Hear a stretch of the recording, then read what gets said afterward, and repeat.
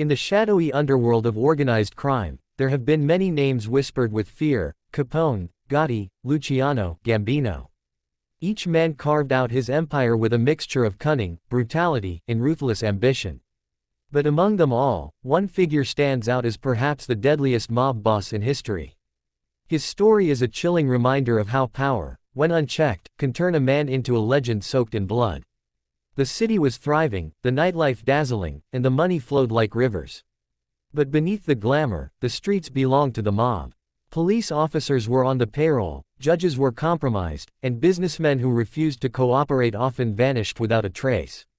At the center of it all was a man who controlled it with an iron fist, calculated, cold-blooded, and always 3 steps ahead of his enemies. The man was Albert Anastasia, known as the Lord High Executioner. Born in southern Italy, raised in hardship, he carried with him the raw survival instincts of the streets. When he came to America, it was not opportunity he sought, it was dominance. He rose through the ranks by being the man who would do the dirty work others hesitated to do. Killing was not just business for Anastasia, it was an art form. He became a founding member of what would be called Murder, Inc., a ruthless enforcement arm of the mob that carried out contract killings for the highest bidders. It was whispered that Anastasia himself had ordered or directly taken part in over 700 murders.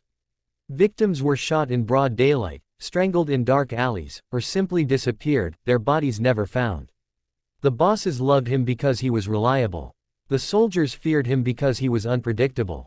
He could share a drink with you one night and sign your death warrant the next morning. A former associate once said, "Albert had this stare, like he was already picturing how you'd look in a coffin." His name alone was enough to silence conversations in bars and restaurants. He wasn't just another mobster, he was the enforcer of death itself. But Anastasia wasn't the only deadly boss in history. If Anastasia was the executioner, then men like Salvatore Riina, the Sicilian boss of bosses, was the butcher of Sicily. Riina, known as the Beast, orchestrated a reign of terror in Italy during the 1980s and 1990s, carrying out bombings and assassinations that targeted not just rival mafiosi, but prosecutors, journalists, and even civilians.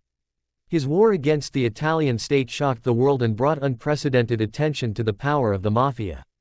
Riina ordered massacres that left bodies in the streets, yet even he feared betrayal from within his own ranks. The deadliest mob boss in history cannot be measured by body counts alone. It is also about influence, reach, and the way fear lingers long after the man is gone. Take Pablo Escobar, for example. While technically a drug lord and not a traditional mafia don, his empire rivaled governments. Thousands died under his command, from judges to policemen, from politicians to innocent bystanders. He too fits the mold of the deadliest criminal leader in modern history. But returning to the American Mafia, it is clear that Albert Anastasia embodies the very essence of terror. Murder, Inc. was not just a group of killers, it was a corporate enterprise of assassination. Contracts were handed out with clinical precision. The targets could be anyone, an informant, a rival gangster, or simply a businessman who didn't pay his dues. Anastasia oversaw it all, often participating personally, making sure the job was done correctly. Imagine living in New York in the 1930s and 40s, where rumors circulated that at any moment, a car might pull up, a gun barrel might flash, and a life would be extinguished. People spoke in hushed tones, avoided eye contact, and prayed they would never end up on the wrong side of Anastasia. He cultivated this aura of dread deliberately. It kept people loyal. It kept people quiet. Yet, as with all mob bosses, paranoia was his constant companion.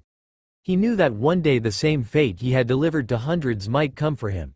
He became increasingly violent, sometimes killing without approval from the Commission, the governing body of the American Mafia.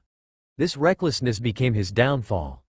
On a crisp October morning in 1957, Albert Anastasia walked into a barbershop at the Park Sheraton Hotel in Manhattan. He was there for a routine shave, a place he believed safe. But as he reclined in the chair, hot towels over his face, his enemies struck. 2 masked gunmen stormed the barbershop and unleashed a hail of bullets.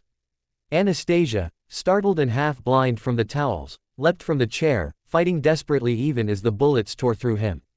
He collapsed in a pool of blood on the barbershop floor. The Lord High Executioner had finally met his own execution. His death shocked the underworld. The boss who had sent countless men to their graves was himself ambushed in a place of routine comfort.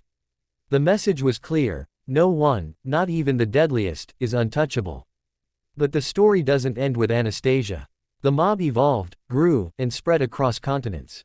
From New York to Chicago, from Sicily to Moscow, new bosses rose, each leaving their own bloody mark on history. Some relied on fear, others on charm, some on sheer brutality. But all shared one trait: the hunger for absolute power. One could argue that the deadliest mob boss was not Anastasia, not Riina, not Escobar, but Charles, Lucky, Luciano. Though less notorious for direct killings, Luciano built the modern American Mafia structure. By creating the Commission, he prevented constant gang wars and turned the mob into a multinational corporation of crime. The killings didn't stop, they just became more organized, more efficient. His brilliance made murder less chaotic, more systematic. In a way, that kind of cold efficiency is deadlier than bullets alone. What makes a mob boss truly deadly is not just the number of murders they order. It is the fear they inspire, the loyalty they command, and the legacy of violence they leave behind. For Anastasia, it was his personal taste for bloodshed. For Riina, it was his war against the state itself. For Luciano, it was his genius for organization. For Escobar, it was his empire that blurred the line between crime and politics. The deadliest mob boss in history, then, may not be a single man. It is a composite of all these figures, a shadow that stretches across decades, continents, and generations. A reminder that power seized through violence always carries the seeds of destruction. Even today, in back alleys and boardrooms, in whispered conversations and coded messages, the ghosts of these men linger. Their names are spoken with caution, their methods studied with fascination. The Mafia is weaker now than in its heyday, but the lessons remain. Unchecked power corrupts absolutely, and those who rule by fear will always meet a violent end. The barbershop floor where Anastasia fell has long since been cleaned, the bloodstains gone. The streets where Riina's bombs exploded are rebuilt. The jungles of Colombia where Escobar hid are now tourist attractions. But history remembers. And history never forgets the men who turned murder into an empire.